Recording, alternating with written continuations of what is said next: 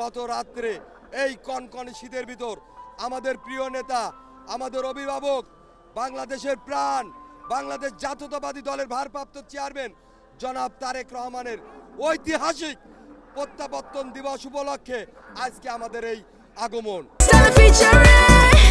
Next level, well done, side by side, free.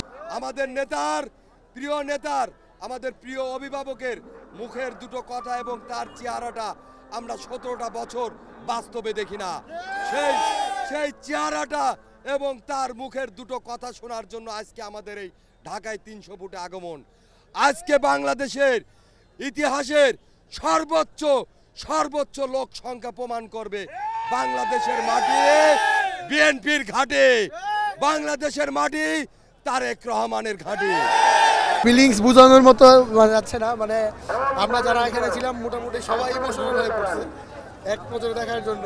তো মোটামুটি আমরা যারা ছিলাম সবাই ইমোশনাল হয়ে পড়েছি। এখন বলার মতো মুখ দিয়ে বেরোচ্ছে না, কথা বেরোচ্ছে না। জি জি অবশ্যই, আমরা ছাত্রদল করি, তো যেহেতু আমাদের দেশ নেতা 17 বছর পর দেশে এসে স্বাভাবিক, মানে আমি না শুধু, এই আপনারা দেখবেন কয়েকজন পঙ্গু যাদের পা নেই এমন অনেকজন এসেছে, শুধু আমাদের মতো না, যারা পঙ্গু হাত পানে তারাও এসেছে, আপনি দেখতে পারবেন। ধন্যবাদ।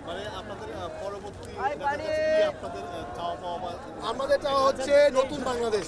আমরা তেমন কিছু চাই না, সবাই মিলে দল মত নির্বিশেষে নতুন একটি বাংলাদেশ ওনার কাছে আমরা যাচ্ছি।